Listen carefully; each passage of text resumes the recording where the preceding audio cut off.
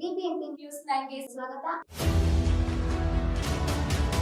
ಮೊದಲಿಗೆ ಮುಖ್ಯಾಂಶಗಳು. ಶ್ರೀನಿವಾಸಪುರ ಹಳೆ ತಾಲೂಕು ಕಚೇರಿ ಸುಮಾರು 100 ವರ್ಷಗಳ ಇತಿಹಾಸವುಳ್ಳ ಬ್ರಿಟಿಷರ ಕಾಲದಲ್ಲಿ ನಿರ್ಮಾಣಗೊಂಡ ಕಟ್ಟಡವಾಗಿದ್ದು, ಸದರಿ ಕಟ್ಟಡವು ಶಿಥಿಲ ವ್ಯವಸ್ಥೆಯಿಂದ ಕೂಡಿದ್ದು, ಸದರಿ ಕಟ್ಟಡವನ್ನು ನೆಲಸಮಗೊಳಿಸಿ ಸದರಿ ಜಾಗದಲ್ಲಿ ಟೈಪ್ ಸಿ ಪ್ರಜಾಸೌಧ ನಿರ್ಮಾಣ ಮಾಡೋದು.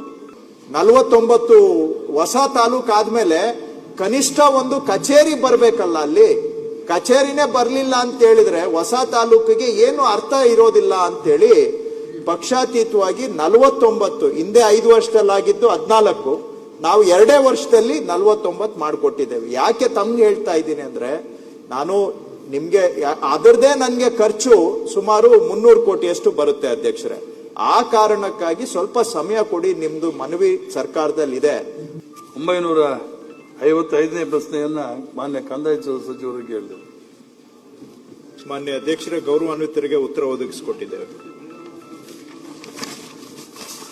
ಮಾನ್ಯ ಅಧ್ಯಕ್ಷರೇ, ಉತ್ತರವನ್ನ ಒದಗಿಸಿದ್ದಾರೆ. ನಾನು ಕೆಲವು ಸೂಚನೆಗಳನ್ನ ಮಾನ್ಯ ಸಚಿವರ ಗಮನಕ್ಕೆ ತರುವುದಕ್ಕೆ ಇಚ್ಛೆ ಪಡ್ತೇನೆ. ಶ್ರೀನಿವಾಸಪುರ ತಾಲೂಕು ಆಡಳಿತ ಕೇಂದ್ರವಾದ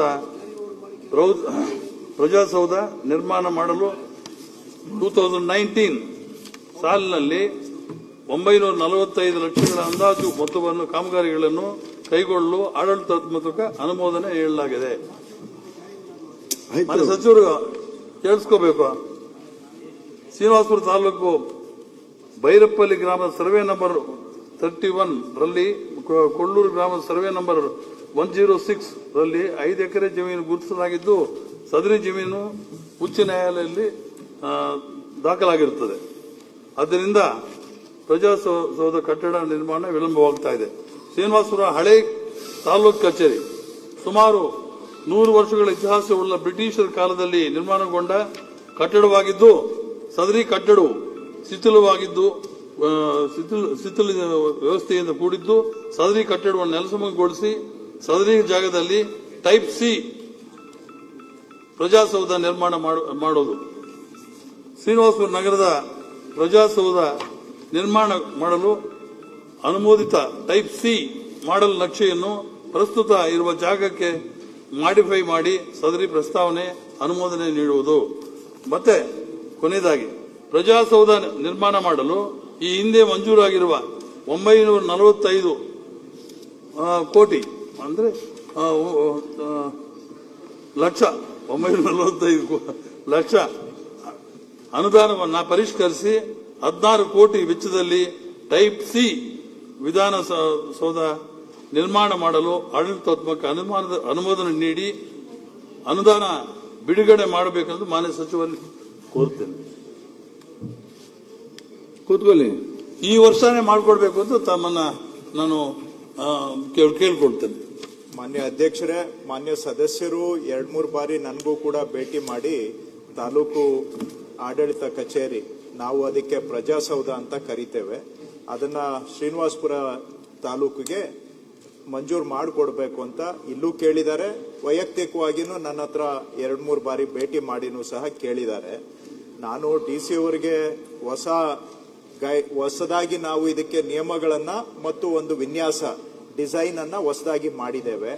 ರಾಜ್ಯಾದ್ಯಂತ ಏಕ ಮಾದರಿಯಲ್ಲಿ ಇರಬೇಕು ಅಂತ ಒಂದು ವಿನ್ಯಾಸವನ್ನ ಕೊಟ್ಟಿದ್ದೇವೆ. ಅದರ ಪ್ರಕಾರ ಪ್ರಸ್ತಾವನೆಯನ್ನ ಸಲ್ಲಿಸಿ ಅಂತಾನು ಕೂಡ ನಾನು ಅವ್ರಿಗೆ ಹೇಳಿದ್ದೇನೆ.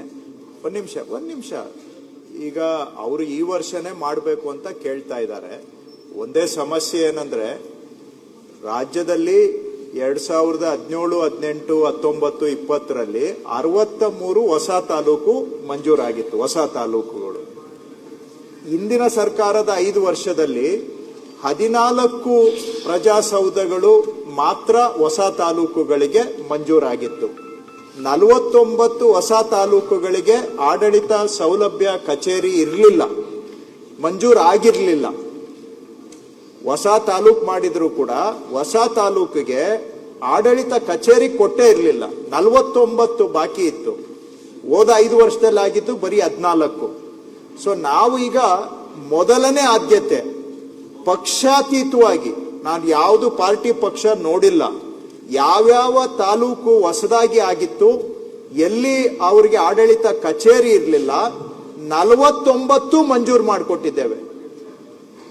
49 ಹೊಸ ತಾಲೂಕು ಆದ್ಮೇಲೆ ಕನಿಷ್ಠ ಒಂದು ಕಚೇರಿ ಬರ್ಬೇಕಲ್ಲ, ಅಲ್ಲಿ ಕಚೇರಿನೇ ಬರ್ಲಿಲ್ಲ ಅಂತ ಹೇಳಿದ್ರೆ ಹೊಸ ತಾಲೂಕಿಗೆ ಏನು ಅರ್ಥ ಇರೋದಿಲ್ಲ ಅಂತೇಳಿ ಪಕ್ಷಾತೀತವಾಗಿ 49, ಹಿಂದೆ 5 ವರ್ಷದಲ್ಲಾಗಿದ್ದು 14, ನಾವು 2 ವರ್ಷದಲ್ಲಿ 49 ಮಾಡಿಕೊಟ್ಟಿದ್ದೇವೆ. ಯಾಕೆ ತಮ್ಗೆ ಹೇಳ್ತಾ ಇದ್ದೀನಿ ಅಂದ್ರೆ, ನಾನು ನಿಮ್ಗೆ ಅದರದೇ ನನ್ಗೆ ಖರ್ಚು ಸುಮಾರು 300 ಕೋಟಿಯಷ್ಟು ಬರುತ್ತೆ ಅಧ್ಯಕ್ಷರೇ.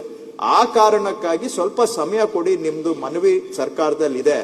ಹಣಕಾಸು ಲಭ್ಯತೆ ನೋಡ್ಕೊಂಡೇ ನಾನು ತೀರ್ಮಾನ ಮಾಡ್ಬೇಕಾಗುತ್ತೆ. ಇಲ್ಲಿ ನಾನು ಏನೇ ಹೇಳಿದ್ರು ಕೊನೆಗೆ ಅಲ್ಲಿ ಚೆಕ್ ಅಂಡ್ ಬ್ಯಾಲೆನ್ಸ್ ಆಗೇ ಆಗುತ್ತೆ.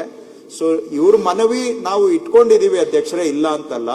ಬಟ್ ಈ ಸ್ವಲ್ಪ ಈಗ ನಾವು ಹೆಚ್ಚಿಗೆ ಬರ್ಡನ್ ತಗೊಂಡಿದ್ದೇವೆ. 49 ಒಂದ್ ಶಾಟ್ ಅಲ್ಲಿ ಮಂಜೂರು ಮಾಡಿದ್ರಿಂದ ನಮ್ಗೆ ಫೈನಾನ್ಷಿಯಲ್ ಬರ್ಡನ್ ತಗೊಂಡಿದೀವಿ. ಅದರ ಒಳಗೇನು ಕೂಡ ಇದು ಕೊಟ್ರೆ ಮತ್ತೆ ಅದೇ ಪೆಂಡಿಂಗ್ ಬಿಲ್ಸ್ ಮತ್ತೆ ಅದೇ ನಾವು ಇವೆಲ್ಲ ಗೋಜಲಿಗೆ ಬೀಳ್ಬೇಕಾಗುತ್ತೆ. ಸ್ವಲ್ಪ ಫೈನಾನ್ಷಿಯಲ್ ಮ್ಯಾನೇಜ್ಮೆಂಟ್ ಮಾಡ್ತಾ ಇದ್ದೀವಿ. ಬಟ್ ಅವ್ರ ಮನವಿ, ಅವರ ಬೇಡಿಕೆ ಅಂತೂ ನಮ್ ಗಮನದಲ್ಲಿ ಇದೆ ಅಧ್ಯಕ್ಷರೇ. ಸಿಮೆಂಟ್ ಮಂಜು, ಹೊಸ ಸಚಿವರು.